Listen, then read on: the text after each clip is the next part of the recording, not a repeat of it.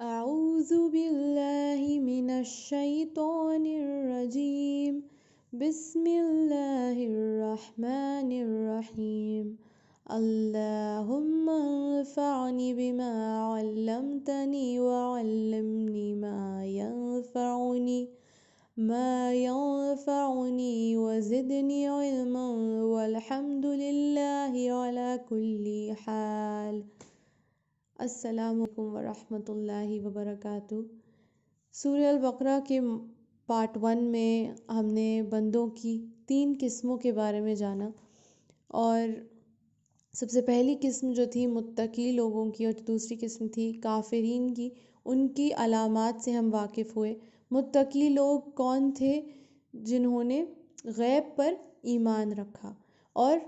درست صلاۃ قائم کی، اور تیسرا یہ کہ جو ریسورسز اللہ تعالیٰ نے ان کو عطا کیے ہیں اس کو دوسروں تک لے کر گئے، اس کو دوسروں تک پہنچایا، ان کو دوسروں کے لیے استعمال کیا۔ اور کافرین لوگ کون تھے؟ جنہوں نے انکار کیا، ان کے سامنے جتنی بار بھی دین پیش کیا گیا انہوں نے صرف اور صرف اس کا انکار کیا۔ تو اب اللہ تعالیٰ نے ان کے دلوں کو سٹیمپ کر دیا ہے، سیل کر دیا ہے، اور اب نور ہدایت ان کے اندر نہیں جائے گا۔ اور آج ہم تیسری قسم کے بارے میں جانیں گے، جو ہے منافقین کی قسم۔ سب سے پہلے ہمارے لیے یہ جاننا ضروری ہے کہ منافقت کیا ہے۔ تو منافقت ہے زبان اور دل میں جو فرق ہے، اسی کو منافقت کہا جاتا ہے۔ تو منافقین کون ہیں؟ جو دل سے ایمان نہیں لاتے لیکن زبان سے انہوں نے یہ بیان کیا کہ ہم ایمان لاتے ہیں، ہم نے اسلام قبول کر لیا اور اپنی ساری شرائطوں پہ ہم عمل کریں گے۔ تو ایسا انہوں نے کیوں کیا؟ وہ اس لیے کیا کہ جس دور کی بات ہو رہی ہے وہاں پر مسلمان جو تھے وہ زیادہ تعداد میں تھے، اور تو اس لیے اسلام جو تھا وہ طاقت پکڑ رہا تھا۔ تو انہوں نے اپنی دنیاوی مفادوں کے لیے، کیونکہ وہ جو پاورفل لوگ تھے ان کو اپنا ایلائی بنانا چاہتے تھے، تو اس لیے انہوں نے زبان سے بیان کر دیا کہ ہم بھی ایمان لاتے ہیں، ہم بھی تم میں سے ہی ہیں۔ تو یہ لوگ نہایت ہی دھوکے باز لوگ ہیں، مفاد پرست لوگ ہیں۔ ان کو لگتا ہے کہ ہم اللہ کو نعوذ باللہ دھوکہ دے رہے ہیں، اور اپنے ساتھ جو سارے مسلمان تھے ان کو دھوکہ دے رہے ہیں، ان کے سامنے کچھ ہیں اور پیٹھ پیچھے اپنی ساری سرکشیوں میں مبتلا رہتے تھے۔ تو یہ سمجھتے تھے کہ یہ بہت زیادہ سمجھدار لوگ ہیں، یہ اپنا کام نکالنے کے لیے کسی کو بھی دھوکہ دے سکتے ہیں، لیکن اللہ تعالیٰ فرماتا ہے کہ یہ اپنی نفس کو ہی دھوکہ دے رہے ہیں۔ یہ لوگ اپنی خواہشات کی پیروی کرتے تھے، اور ان کے دل میں ہمیشہ ایک شک بنا رہتا تھا۔ جو اللہ تعالیٰ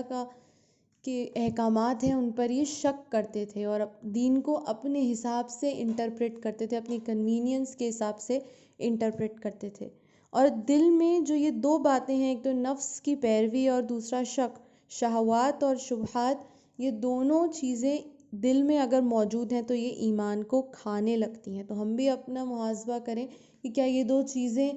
ہمارے اندر تو نہیں ہے؟ کیا ہم تو غیب پر پورے طریقے سے ایمان لاتے ہیں، نہیں لاتے ہیں؟ یا ہماری جو خواہشات ہیں کیا ہم اس کو اپنے دین سے آگے رکھتے ہیں؟ کہ ہم قرآن سے اپنی ہر چیز میں پراپرلی الائنڈ ہیں یا نہیں ہیں؟ تو یہ ایک انٹرسپیکشن کا پوائنٹ ہے ہمارا سب کے لیے، کیونکہ جو انسان غلط کام کرتا ہے نا، تو اس کی جو سمجھ ہے صحیح غلط کو پہچاننے کی، حق اور باطل کو پہچاننے کی، وہ چھن جاتی ہے، اور پھر وہ دنیا کو رجھانے میں، دنیا کی ٹیونز پر ناچنے میں اس کو زیادہ انٹرسٹ آتا ہے۔ تو اس لیے وہ پھر جھوٹ کی طرف لین ہونے لگتا ہے۔ جیسے منافق لوگ تھے جو جھوٹ بولتے تھے، سامنے کچھ تھے اور پیچھے کچھ اور تھے۔ ان سے جب کہا گیا کہ جیسے صحابہ کرام دین لائے ہیں ویسے ہی تم بھی دین لاؤ، تو یہ لوگ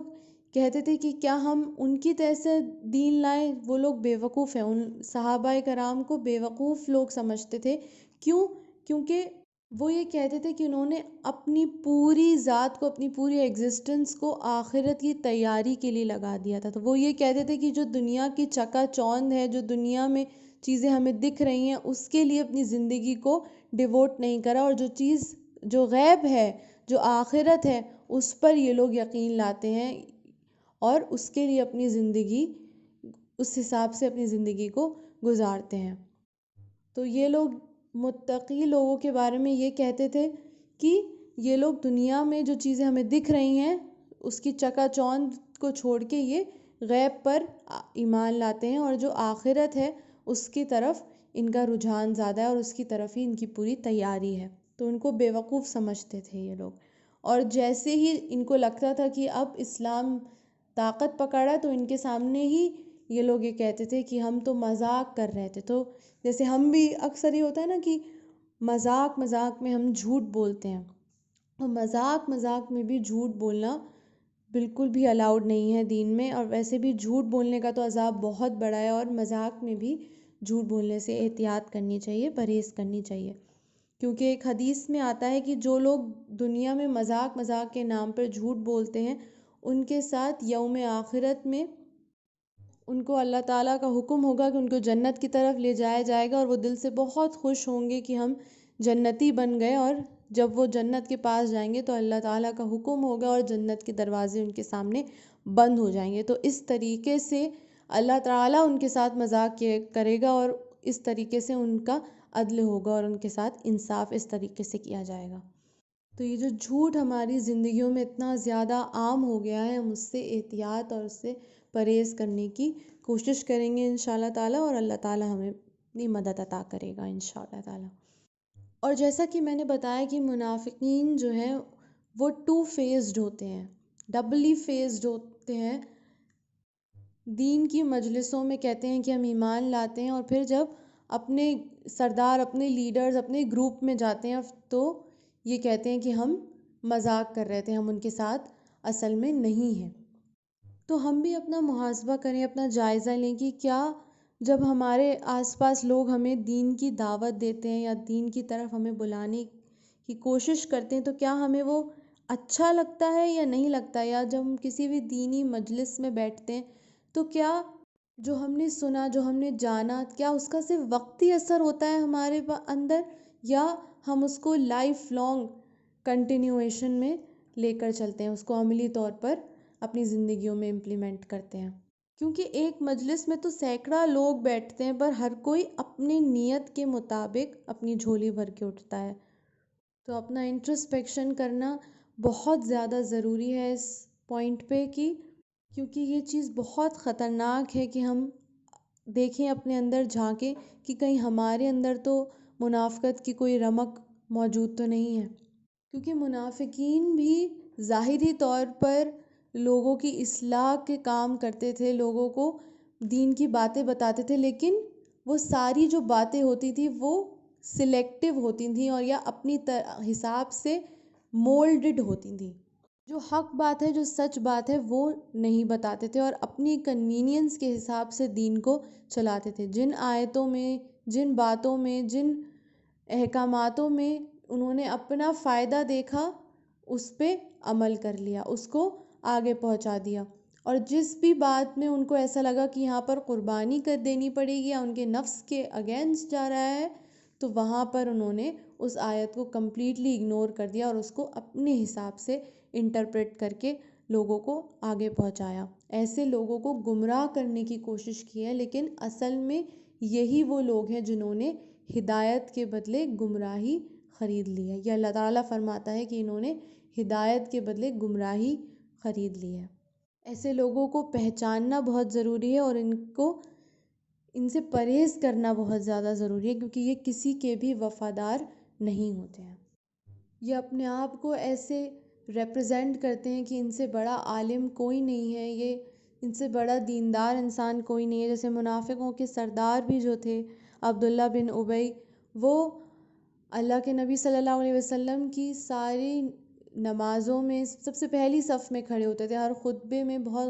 غور سے ان باتوں کو سنتے تھے، سمجھتے تھے، ریگولر رہتے تھے۔ تو لوگوں کو لگنے لگا کہ یہ ان سے بڑا دیندار کوئی نہیں ہے، ان سے بڑا دین کا خیر خواہ کوئی نہیں ہے، لیکن دل میں سب سے زیادہ بغض وہ آپ صلی اللہ علیہ وسلم کے لیے رکھتے تھے۔ ایسے لوگ ظاہری طور پہ تو مسلمان ہو سکتے ہیں، ہمیں دکھ رہا ہے کہ وہ مسلمان ہیں، لیکن ان کا دل کفر سے بھرا ہے۔ تو ایسے لوگ اندر سے کافر ہیں، اور قیامت کے دن انہیں اہل ایمان میں سے نہیں اٹھایا جائے گا۔ اب یہاں اللہ تعالیٰ منافقوں کی 2 قسموں کے بارے میں ہمیں سمجھا رہا ہے۔ منافقین کی بھی لیولز ہیں، قسم ہیں،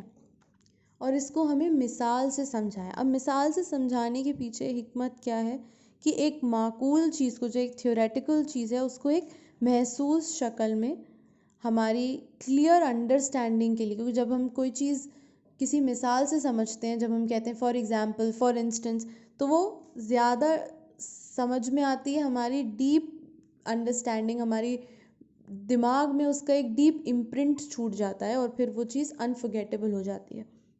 تو سب سے پہلی قسم ہے اعتقادی منافق۔ تو اس کے لیے مثال آتی ہے کہ جیسے ایک آدمی آگ جلائے اور اس کے آس پاس کا پورا علاقہ روشن ہو جائے، اور پھر اس کے بعد اس کی آنکھوں کا نور، سمانت اور بصارت دونوں اللہ تعالیٰ چھین لیتا ہے۔ جیسے ان لوگوں کے سامنے دین پیش کیا گیا، آپ صلی اللہ علیہ وسلم نے ان کے سب کے سامنے دین پیش کیا، اور پورا ایریا، ان کے آس پاس کی جو پوری زندگی ہے ان کی، وہ پوری روشن ہو گئی، لیکن اس کے بعد انہوں نے دل سے اطمینان اور یقین نہیں کیا، تو اللہ تعالیٰ نے ان کا نور چھین لیا، ان کی سننے کی، ان کا حق بات دیکھنے کی اور سننے کی جو صلاحیت تھی وہ اللہ تعالیٰ نے ان سے چھین لی۔ اللہ تعالیٰ فرماتا ہے سم بکم عمی فہم لا یرجعون، یہ لوگ بہرے ہیں، گونگے ہیں، اندھے ہیں، اور وہ حق کی طرف کبھی نہیں پلٹیں گے۔ اور اب یہ لوگ جو ہیں وہ اسلام کے نور کو برداشت نہیں کر پاتے۔ اور دوسری قسم ہے عملی منافق، جن کو اس حق بات کا پتہ تو ہے لیکن عمل نہیں کر پاتے، کسی ریزن کی وجہ سے عمل نہیں کر پاتے۔ جیسے آدمی ہے، وہ چل رہا ہے، بارش کا دن ہے، اندھیرا، بجلی کڑک رہی ہے، جیسے ہی اندھیرا ہوتا ہے، بجلی کڑکتی ہے، وہ انسان وہاں رک جاتا ہے، اور جیسے ہی موسم سہانا ہو جاتا ہے وہ چلنے لگ جاتا ہے۔ تو یہی مثال سے اللہ تعالیٰ فرماتا ہے کہ جب دین میں آزمائشیں آتی ہیں،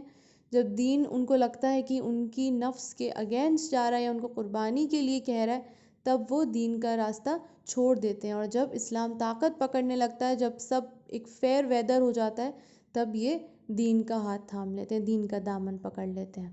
جیسے عام زندگی میں بھی ہوتا ہے، جیسے